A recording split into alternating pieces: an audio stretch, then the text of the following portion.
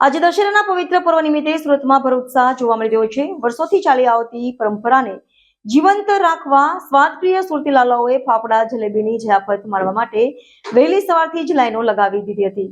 દશેરાના દિવસે ફાફડા અને જલેબી ખાવાનો ક્રેઝ સુરતીઓમાં એટલો પ્રબળ છે કે દેશભરના ફરસાણ વિક્રેતાઓને ત્યાં ગ્રાહકોની લાંબી કતારો વહેલી સવારના 5 વાગ્યાથી જ જોવા મળી હતી।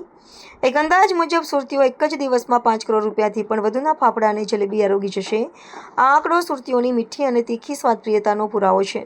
વિક્રેતાઓને ત્યાં ફાફડા અને જલેબીના એડવાન્સ ઓર્ડર પણ મોટા પ્રમાણમાં આવ્યા હતા, જેમાં સુરત શહેર અને જિલ્લામાંથી ખાસ ઓર્ડરનો સમાવેશ થાય છે। આ દર્શાવે છે કે આ પરંપરાગત વાનગી લોકો માટે કેટલો લગાવ અને આતુરતા છે। આ વર્ષે સુરતીઓ માટે રાહતની વાત એ છે કે મોંઘવારીના માર વચ્ચે પણ ફાફડા અને જલેબીના ભાવમાં કોઈ વધારો કરવામાં આવ્યો નથી। મોટાભાગના વિક્રેતાઓને ત્યાં ફાફડાનો ભાવ પ્રતિ કિલો ₹500 અને જલેબીનો ભાવ પ્રતિ કિલો ₹500 રહ્યો છે।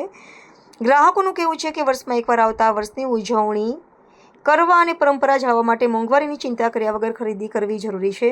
વર્ષોથી દશેરાના પર્વ ફાફડા જલેબીની જયાફત માણવાની આ પરંપરા આજે પણ સુરતી લાલાઓમાં વિરતપણે ચાલુ છે, જે તહેવારો પ્રત્યેની તેમની અતૂટ શ્રદ્ધા અને સ્વાદ પ્રત્યેના લગાવને દર્શાવે છે। મારું નામ અભિષેક પૂજારા છે। મારી ફેમિલી નામ છે શિવ કમળ ફરસાણ હાઉસ, જે છેલ્લા 30 વર્ષથી ચોકસીવાની સામે આપણી દુકાન આપણી આવેલી છે।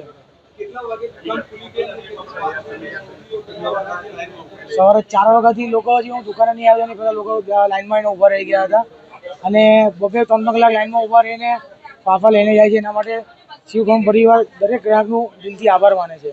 2 કલાકથી વધુ સમય લાગે છે તો શિવકમળ પરિવારે જે 2 કલાકથી વધુ લાઈનમાં ગ્રાહક લોકો ઊભા છે એના માટે છાશનું વિતરણ કન્ટિન્યુ ચાલુ છે। લોકો માટે જેને ચા પીવું એનું ચાનું વિતરણ બી ચાલુ છે આપણા ત્યાં।